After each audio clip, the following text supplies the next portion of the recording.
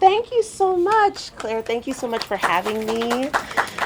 And I just wanted to thank everybody so much for being here. It really means so much to me that you took time out from your busy schedules, from your busy week to come down to the bookstore and to talk or to listen to me talk about my book. And it means so much to me because this book I consider a love letter to St. Thomas, to the Virgin Islands as a whole, but to St. Thomas especially, to my own grandmother and the love of culture that she instilled in me, and to all of the joy that I hope that we carry forward. Yes, it's a book about crime. It's a murder mystery. If you're not, if you didn't know that already from the cover, when I told my students about it, I had to show them like this. It's called The Bush Tea Crimes, and hold it up like that. I teach first graders, so I didn't want to show them a scary knife. But it is a murder mystery, but it's a cozy murder mystery, and I've always thought that cozy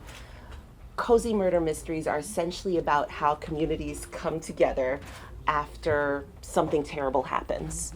It's about how they work together to solve the crime, to give clues to the sleuth, and ultimately it's about how that community moves forward afterwards. I wrote this book with an abundance of Caribbean joy, and I hope that when you read it, that comes through in a strong way. A lot of people ask what my inspiration was for writing these books. Well, I've always loved to write. My godmother, who's standing there, and my friend Melena's mother could tell you that when we were little children, we would write stories all the time. We would just sit there and write on the bus, at school, during class, when we probably shouldn't have been writing. That's something that we just love to do. And I carried that with me into adulthood. About 5 years ago, during the pandemic, I got serious about writing stories again, and I decided I wanted to write mysteries. I've always loved reading mysteries, and I've always loved watching mysteries on TV. Murder, She Wrote, those kinds of old time stories. And I never saw characters like myself represented in those stories. Jessica Fletcher is an older lady, Columbo is an older man. There were never really any black characters solving mysteries, and there was nothing that took place in the Caribbean, ever. And so writing a cozy murder mystery about a stolen Johnny cake recipe, a short mystery, was the first one that popped into my head. Once I started writing that, I knew that I had to write more stories about this character. And when that short story got accepted to Ellery Queen Mystery Magazine, which is like a big mystery magazine, it was all the validation I needed to keep going. So over the course of a few years, I wrote several stories with my food journalist, Sleuth. I was inspired by a lot of the recipes that I found in old cookbooks from my grandmother's bookshelf. I brought some of them with me, and some of them are ancient. I mean, look at this. It's falling apart. Yes, I have that. Oh my goodness, it's falling apart. And she had this one, Herbs and Proverbs, by Miss Peterson. She had this one, Traditional Medicinal Plants of the VI.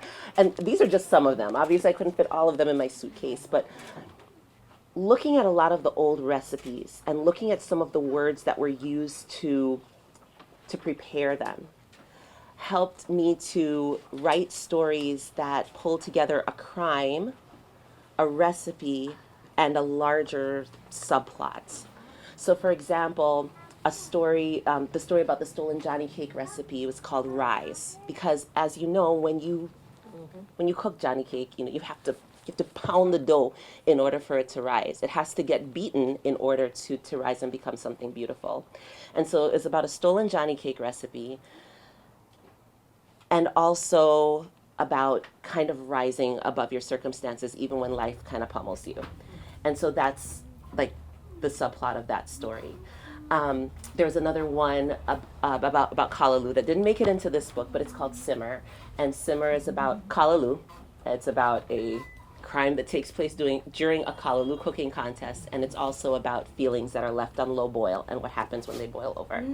So the whole idea of taking that word from the recipe, pulling in the crime, the food, and the bigger story was just something that I used to guide me as I wrote the Bush T Murder. So the Bush T Murder, as you can see from the title, is about Bush Tea, but it's what I call a novel in stories. In this form, there are shorter stories that are interwoven or connected, and there's a larger story that pulls them all together. So the Bush Tea Murder has an overarching story, but there are 6 shorter mysteries in it. So as you read it, you'll see, okay, well, it's not just one story that my food journalist sleuth Naomi is solving, it's actually 6 of them. 7 really. 7, yeah. And so it kind of has that episodic feel, almost like a TV series or a TV season. And I hope that's what you think of as you read it. So it was a labor of love, but also just the joy to write it.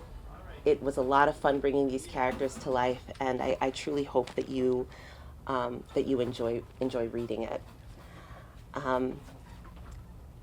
It's not often that we get to see ourselves reflected in the pages of a book, and I hope to do that for our community in writing this.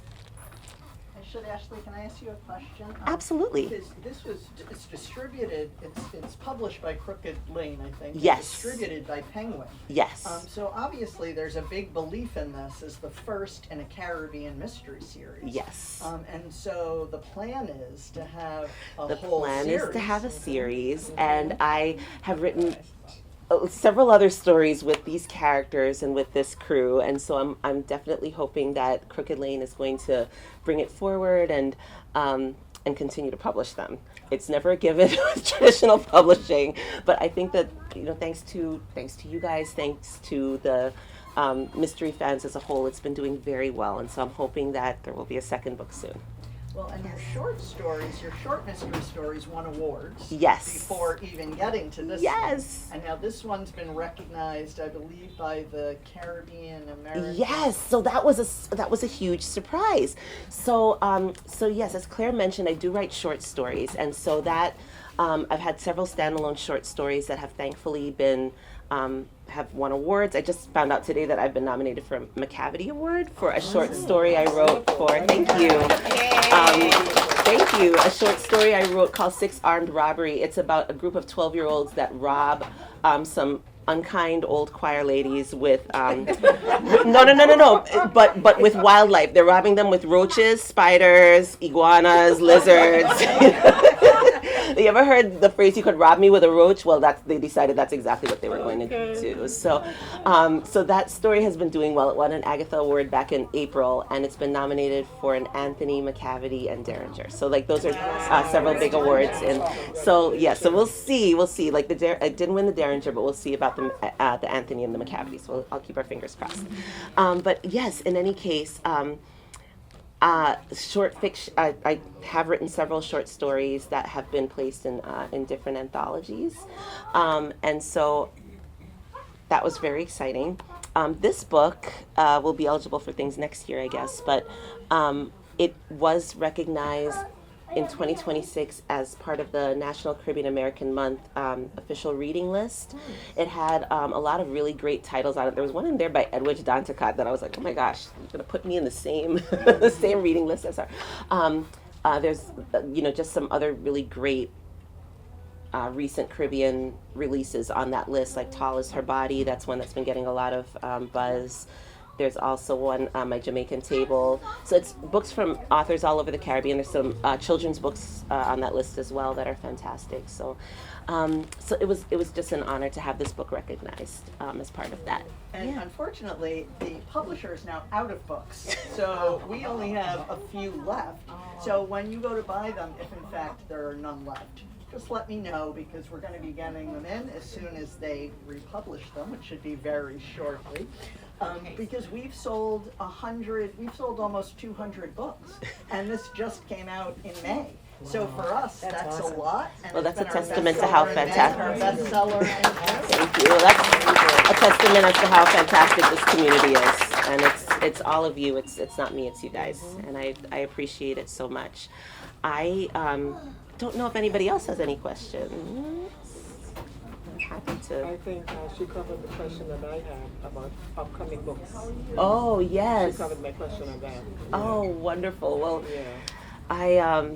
I'm just keeping my fingers crossed that Crooked Lane will go through, because I have plenty more stories to tell about Naomi and her crew. I definitely hope that this inspires other. We have such a wealth of talent here in the Virgin Islands, in terms of, I mean, not just with, you know, musical talent, but like also with, you know, visual art and writing and in storytelling, and you know, I just wish that we could band together and just really push forward our literary canon, you know, our fiction and our nonfiction work. I mean, there's several authors or families of authors here in the audience. I know Mr. Brown, my former principal, has written several books. My friend Milena has written several books. Her mom is here. She's written several books in different genres as well. You know, I know that, you know, Allison writes things. There are just so many great writers from the Virgin Islands, and I really wish that we could band together somehow and push that forward and really just get that out there, get our stories told and put out there on the map. Well, and I don't want to take away from you at all, because this is my favorite book of the spring. But Virgin Islands Noir, which is a collection of short mystery stories, is coming out in August, and that will be a huge release. Yes. And multiple authors, and Tiffany Unique, the editor, will all be here for that. And it's from a big publisher too. It's from Akashic Books. So this is, and Cadwell Turnbull's doing incredibly well. He is doing very well too. Lots of awards. Oh yes, those are three really big names right there that are just continuing to put us on the map for sure. Very exciting. And so also have your questions, and then when you're